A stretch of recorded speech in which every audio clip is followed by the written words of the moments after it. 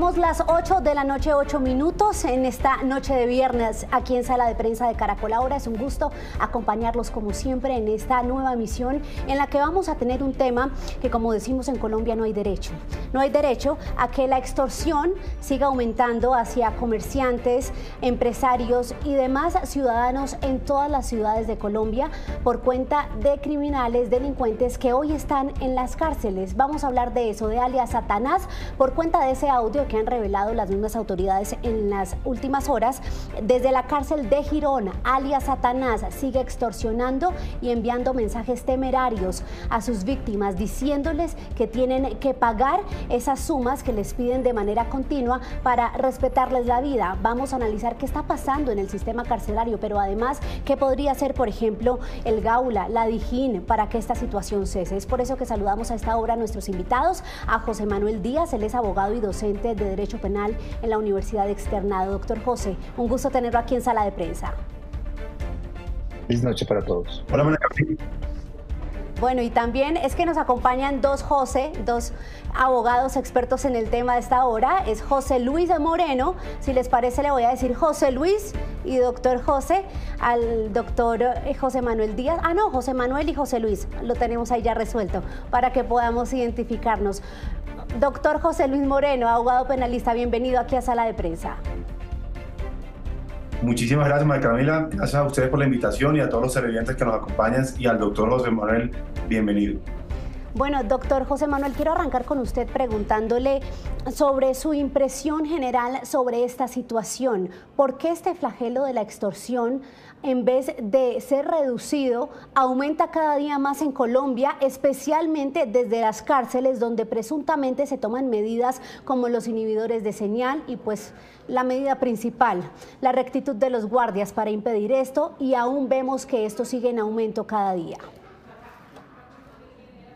Pues María Camila, yo creo que la problemática de la extorsión desde las cárceles continúa en aumento por la muy sencilla razón de que la crisis penitenciaria y carcelaria del país continúa en aumento. Es decir, la problemática de la extorsión desde las cárceles debe ser abordada como una manifestación de una problemática mucho más grande, y es la crisis del sistema penitenciario nacional.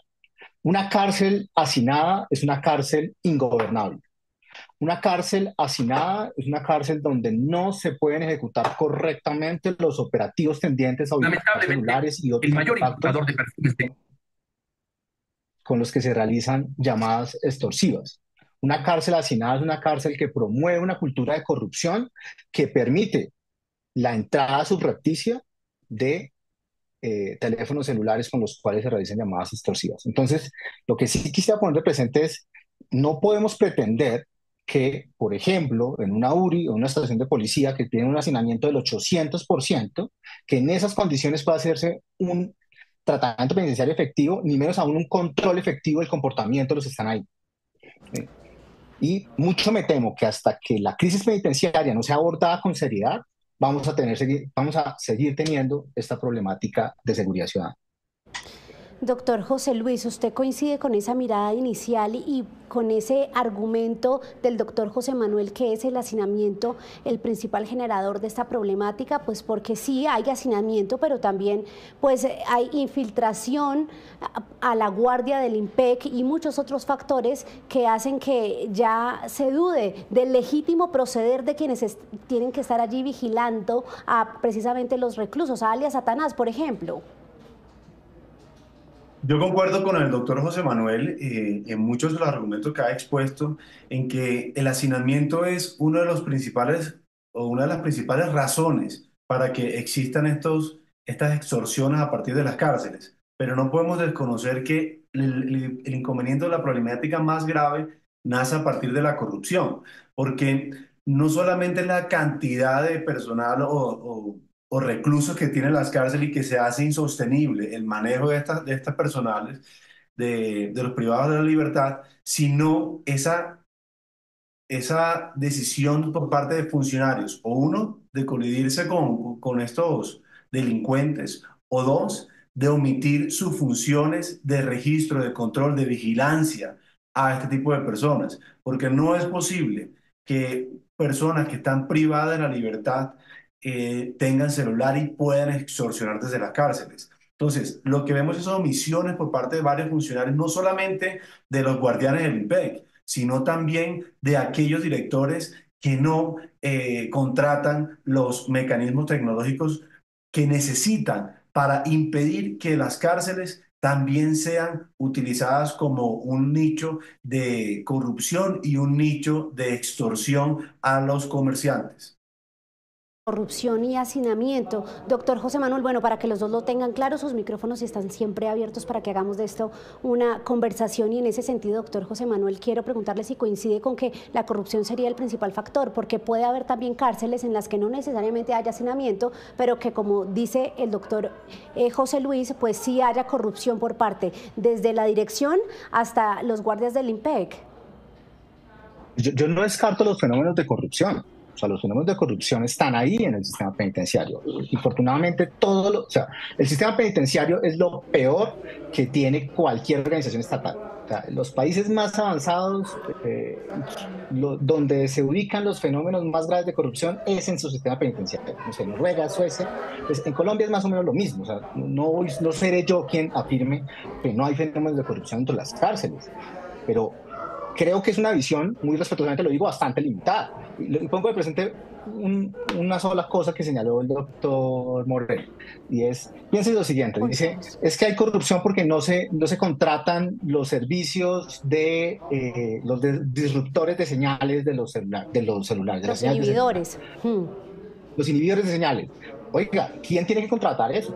No lo tiene que contratar el IMPEC. Los tiene que contratar una cosa que crearon que se llama la USPEC, la Unidad de Servicios Penitenciarios, que no se habla con el IMPEC.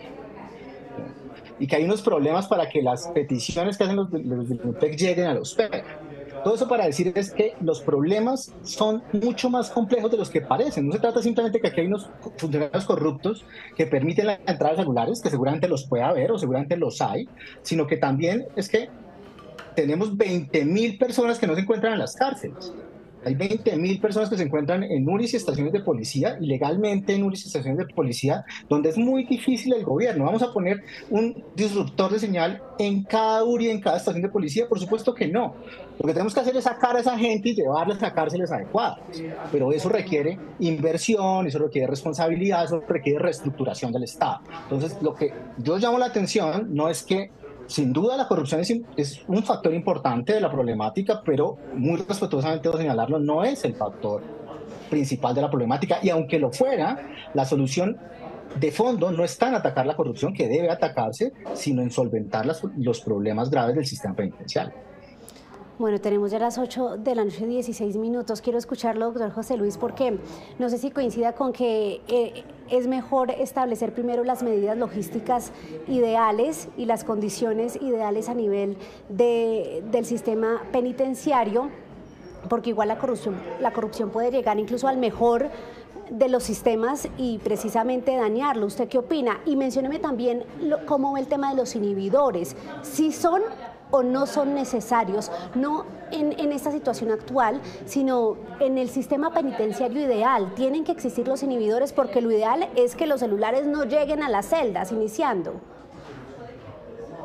Bueno, yo sí discrepo un poco con lo que dice el doctor José Manuel, en el sentido de que acá hay dos problemáticas principales. La primera, la corrupción en las cárceles aumenta la posibilidad de que se sigan cometiendo delitos. Y la segunda, es la omisión de las funciones de este tipo de personas, los funcionarios, que o lo hacen de manera voluntaria, coledida, corrompiéndose con el delincuente, o lo hacen de manera omitiendo sus funciones, olvidándose de esos deberes funcionales que deben realizar y proteger a la ciudadanía y privar a estas personas que cumplan con el régimen penitenciario.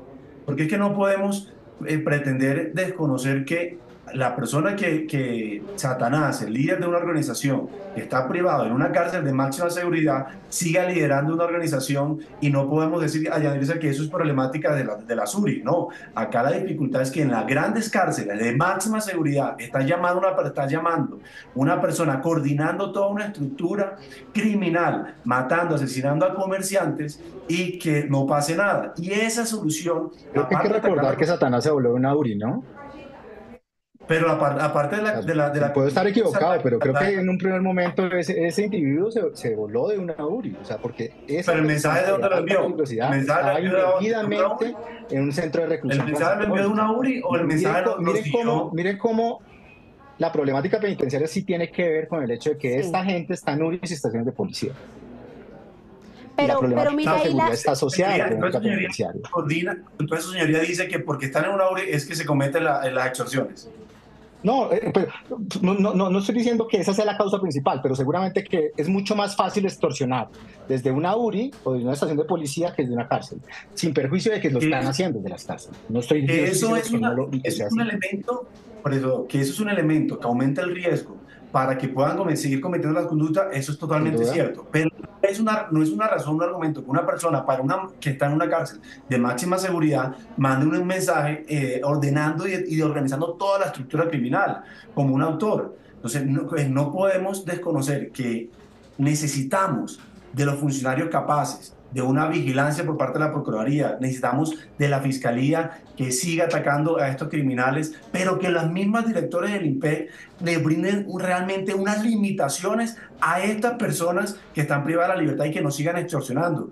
Por ejemplo, el USPEC, si no está cumpliendo con sus funciones, aquí deben entrar las entidades de vigilancia y control. ¿Y por qué no han contratado de estos 22 repetidos, de estos 22 inhibidores? ¿Por qué solamente están funcionando dos? Eso es un hecho grave. Eso es un hecho que también debe investigar no solamente la Procuraduría, sino también la Contraloría. ¿Cómo así que no le han prestado el mantenimiento? Porque esto es lo que ha permitido incrementar la extorsión. Porque si ellos tuvieran los inhibidores, pues pudieran tener 10.000 celulares adentro que no van a llamar.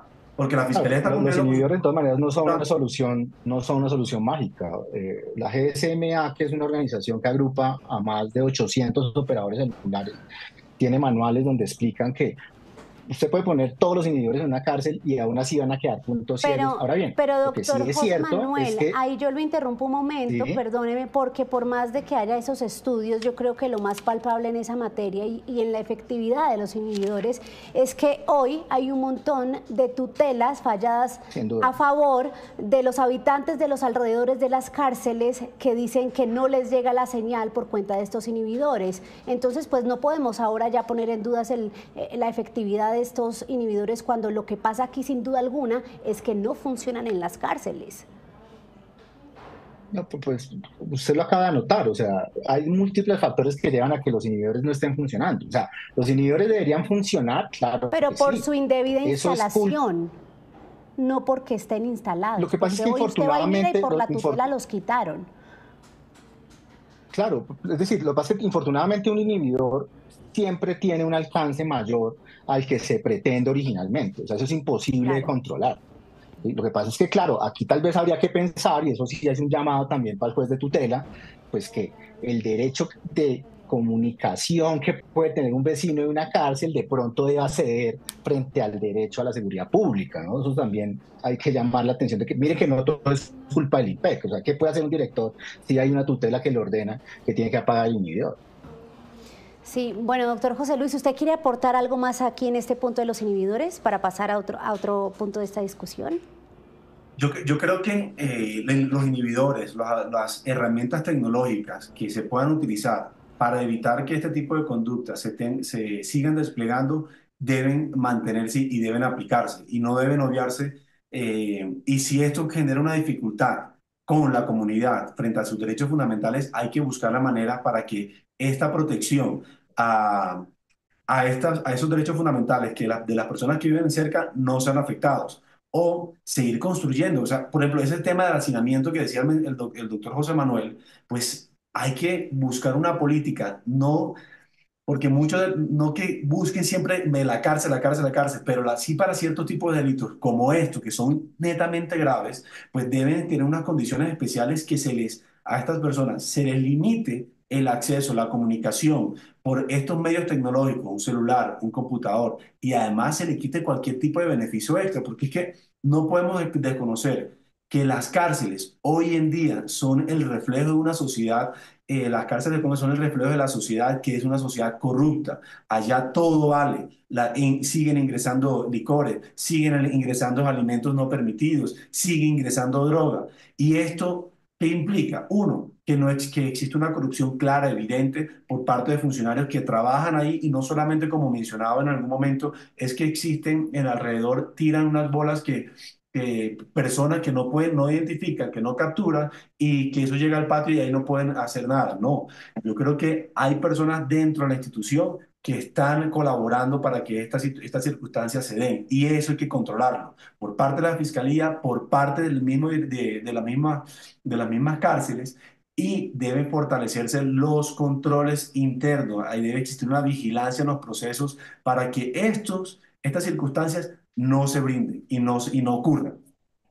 Sí, doctor José Luis y doctor José Manuel, a esta hora de las 8:23 tenemos aquí varios comentarios de nuestros usuarios en nuestro canal de YouTube, también a través de X, de Facebook y de TikTok. Les agradecemos la sintonía. Es un tema que genera mucho debate, división de posiciones, y quiero pasar a otro punto porque hoy escuchábamos aquí en Noticias Caracol al coronel Carlos Telles, comandante del Gaula en Bogotá, y él resaltaba que ya se ha dado una reestructuración de esa organización criminal de este señor, este criminal alias Satanás, porque en el audio dice a los comerciantes que le den la plata, las inyecciones que le piden a los empresarios, a los comerciantes, a alias Pedrito, y que para las autoridades esto significa pues un logro a nivel de operativos, porque demuestra que se han tenido que reestructurar por cuenta de la captura y la detención de alias Satanás.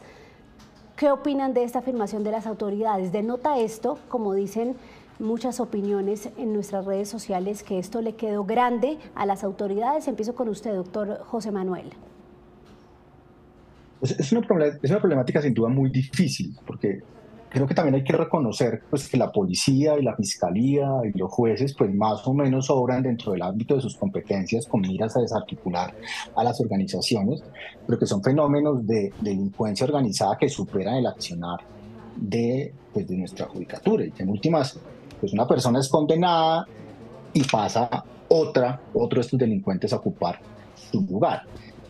Eso es difícil de controlar. Ahora bien, lo que sin duda, donde debemos intervenir, y yo estoy de acuerdo sin duda, es con lo que expresaba el doctor Moreno, es pues, lo que no parece sensato, ni explicable, ni justificable, es que la persona que capturan siga dirigiendo la organización, ¿no? O sea, que así la dirija de forma remota o inmediata. Ahí es donde sin duda hay un grave problema de todas las instituciones que manejan la política criminal del país.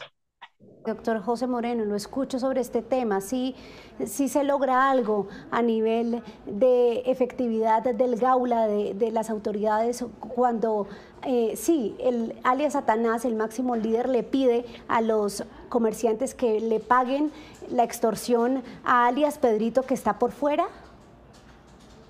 Bueno, yo creo que realmente acá hay una argumentación que no va acorde a la realidad.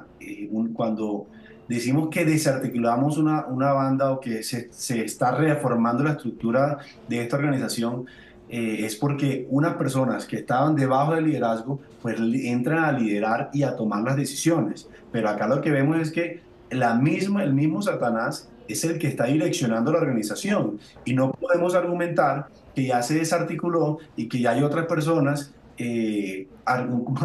falazmente diciendo que Simón y Pedro ya son los que mandan a la organización y que por lo tanto se logró el objetivo del Gaula. No, acá lo que demuestra es una desarticulación de las entidades que permitan que no solamente es capturar a una persona, llevarlo a la cárcel, sino que realmente esta persona no siga delinquiendo. Claro. Y lo que vemos es él sigue ordenando los asesinatos, los atentados contra los comerciantes. Es decir, que no se mueve una sola hoja, un solo dedo sin la directriz de Satanás. Por lo tanto, ¿quién sigue siendo el cabecillas? Claro, ya para cerrar, quiero preguntarles a modo de conclusión a ambos sobre lo que usted trataba de cierta manera al inicio, en su percepción inicial, doctor José Manuel, y es las soluciones. Hablemos de soluciones ni siquiera al corto plazo, Inmediatamente, ¿qué se tiene que hacer para evitar, por ejemplo, este flagelo de las extorsiones? Usted hablaba de la solución estructural, que es lo ideal, y el ministro Néstor Osuna dice estar trabajando en ello. Pero hoy, ¿qué se puede hacer, incluso en materia, para que por favor nos dé la instrucción en esa materia, en materia penal, con este criminal que sigue delinquiendo desde la cárcel, desde donde no debería hacerlo? ¿Qué toca hacer hoy? Yo lo que creería es que como medida inmediata, lo que sí se requiere, y eso tal vez también lo ha notado el doctor Moreno, es que toda la institucionalidad se vuelque a la cárcel, porque infortunadamente las cárceles, las penitenciarías, la SUR y las estaciones de policía son una especie de espacio cerrado que maneja el IMPEC o que solo es un problema del IMPEC. Y es bastante claro que por diversas circunstancias estructurales, corrupción, otras, ¿sí?, pues esto se le salió de las manos de las autoridades penitenciarias. Entonces se requiere que toda la institucionalidad se vuelque a las cárceles. ¿Y yo qué lo quiero decir con toda la institucionalidad se vuelque a las cárceles? Pues oiga, no pensaría que la Procuraduría General de la Nación tiene que hacer uso del poder preferente y asumir la mayor parte de las investigaciones disciplinarias posibles por hechos supuestamente constitutivos de corrupción, ¿sí? Lo propio la Fiscalía. Pero, y no quiero sonar tal vez suave o débil con un fenómeno tan grave como el que estamos viviendo, pero no es solo la institucionalidad punitiva la que tiene que ir a las cárceles. O sea, uno ve al ministro de Justicia, ve al profesor Osuna en las cárceles, y eso está muy bien, pero también se llama la atención para que, ¿por qué no va el ministro de Comunicaciones para ver el tema de los disruptores de señales? Claro. ¿Sí? ¿Por qué no va la ministra o el ministro de Educación para ver el tema de los programas de resocialización? ¿Por qué no va el ministro de Trabajo? O sea, en la medida en que Defensoría del Pueblo, Procuraduría, toda la institucionalidad esté presente en las cárceles, eso sin duda va a tener un efecto positivo en todas las problemáticas penitenciarias y en particular en los delitos que se cometen desde la cárcel, que no es solo la extorsión, muchas de las estafas que se cometen a través de vía telefónica se hacen a través de las cárceles del país. Muy importante, eso sería ideal, doctor José Manuel. Doctor José Luis, ¿cuáles son sus apreciaciones o sus recomendaciones como experto de este tema para las acciones inmediatas?